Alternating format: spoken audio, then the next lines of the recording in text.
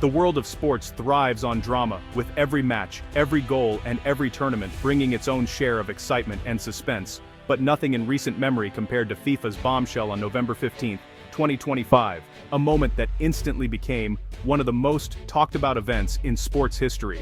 In a packed press conference in Zurich, FIFA stunned the world by announcing that the 2026 World Cup would be moved from the United States to Canada, a decision that no one saw coming. The news ricocheted across the globe, sending shockwaves through fans, players, coaches, and even politicians. Social media exploded with disbelief, and conversations everywhere turned to FIFA's surprise move. Years of meticulous U.S. planning, along with billions of dollars invested in stadiums, infrastructure, and marketing, seemed to vanish in an instant, leaving organizers and cities in utter disbelief. FIFA President Gianni Infantino cited insurmountable logistical and security challenges as the reason, but his brief statement only fueled more questions and wild speculation about what was really happening behind the scenes. Major American host cities like Los Angeles and New York, which had spent years preparing for the world's biggest sporting event, were left scrambling, their plans suddenly thrown into chaos and uncertainty. Meanwhile, Canada, which had originally been a supporting co-host, was thrust into the global spotlight, now responsible for organizing and hosting the entire tournament on its own, a monumental challenge and opportunity. The world immediately began to question, why make such a drastic change so late?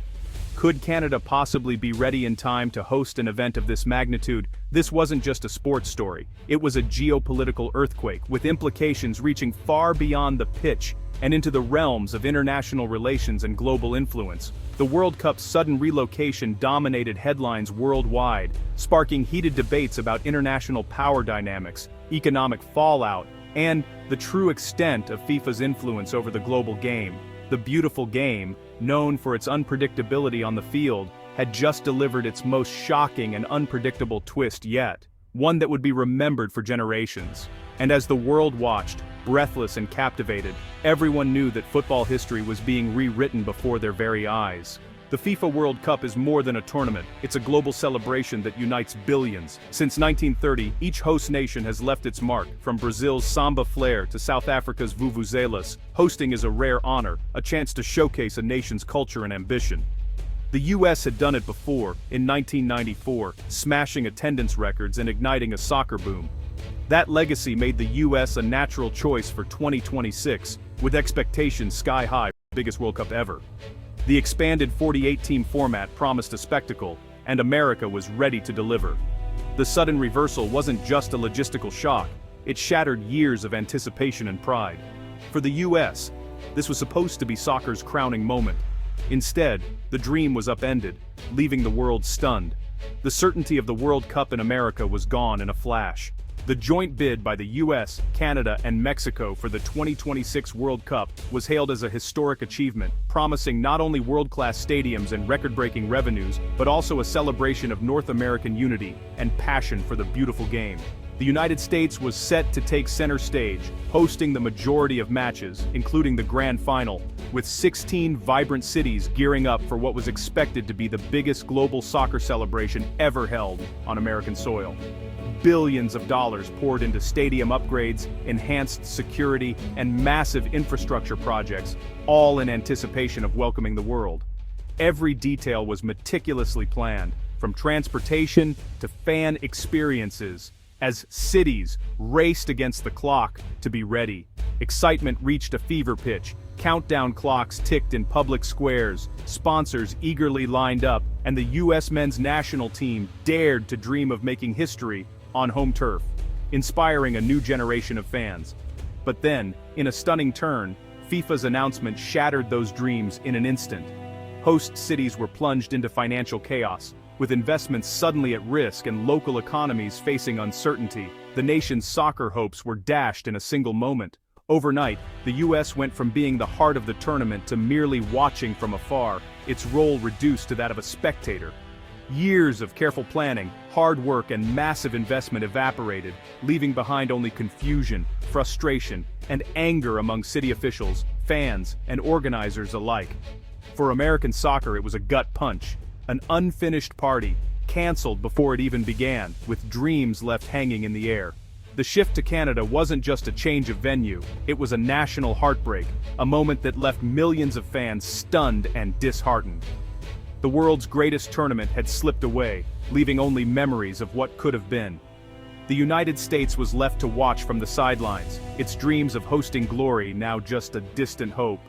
And so, the dream was over, before it even had the chance to begin, leaving a nation longing for what was lost. FIFA's official reason for pulling the plug on the US, logistical and security challenges, barely scratched the surface of what was really going on behind the scenes. The public explanation was just the tip of the iceberg, masking a much deeper conflict that had been brewing for months.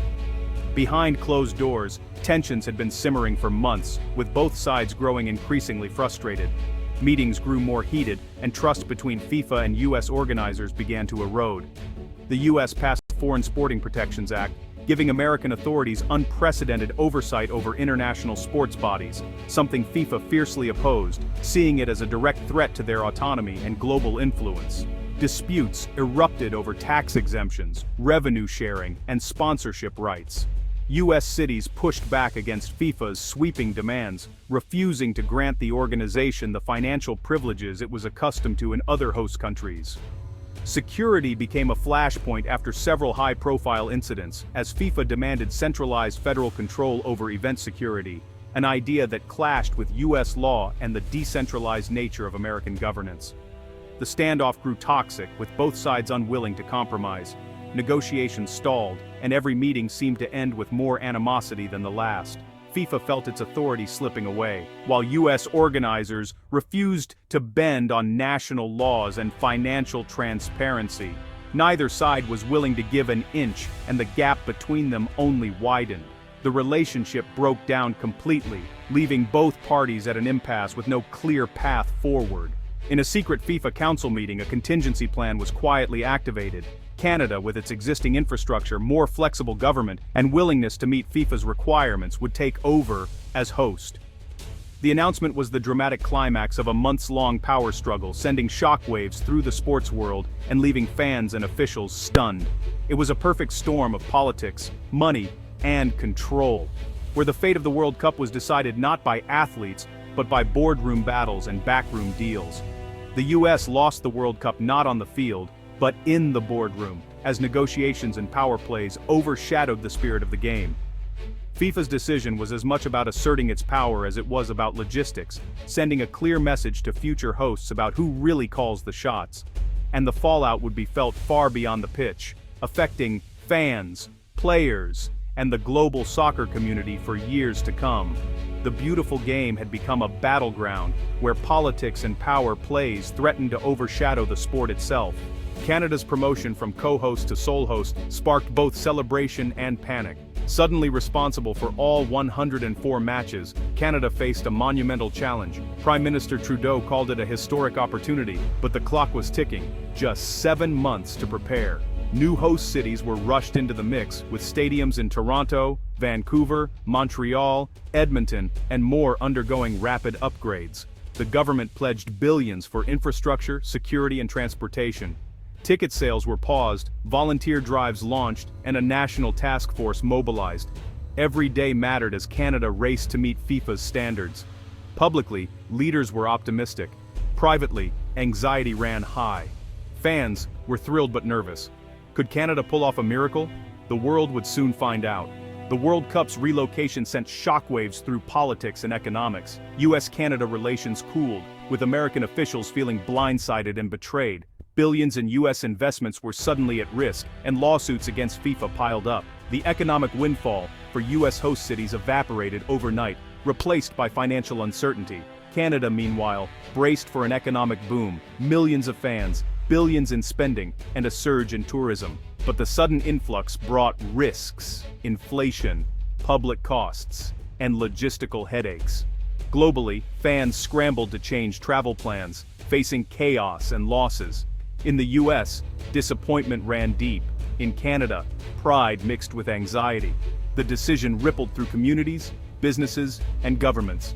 The World Cup had become more than a game. It was a catalyst for upheaval. The stakes were higher than ever, and the world was watching every move. The global football community erupted with mixed emotions. US legends called it a dark day. Canadian icons hailed a dream come true. International stars urged focus on the fans, while leaders on both sides walked a diplomatic tightrope. American fans vented online, vowing boycotts and blaming FIFA for betrayal. Canadian supporters celebrated, but many sympathized with their southern neighbors. Around the world, federations worried about last-minute chaos and logistical nightmares. Media outlets questioned FIFA's credibility and decision-making. Fans everywhere scrambled to rearrange travel and tickets. The World Cup would go on, but FIFA's reputation was battered. The event's shadow now stretched far beyond the pitch. The world's eyes were on Canada, and on FIFA's every move. The fallout from FIFA's decision will shape North American soccer for years. For the US, it's a major setback. Analysts warn of lost momentum and fading grassroots investment. The challenge is to keep the sport growing without the boost of hosting. For Canada, it's a once-in-a-lifetime chance to transform its soccer landscape. New stadiums, national exposure, and a surge in youth interest could leave a lasting legacy. Some predict a stronger Canadian Premier League and a new generation of stars. The rift with FIFA may push North American leagues to assert more independence. Regional competitions could gain prominence, reshaping the global football map. The next few years will decide if this is a story of American decline or a new era for two soccer nations. The beautiful game's future in North America is being rewritten. The World Cup's relocation is a defining moment for international sports. It exposes the power struggle between nations and global federations like FIFA. The decision was born from political friction, financial disputes, and security standoffs. The US faces losses and disappointment. Canada races to seize its moment. The ripple effects are global: diplomatic strains, fan chaos, and a debate over FIFA's role. This is a wake-up call for greater transparency and accountability in world sports. As the world turns to Canada, the legacy of this decision remains unwritten. The 2026 World Cup has already made history, long before the first whistle.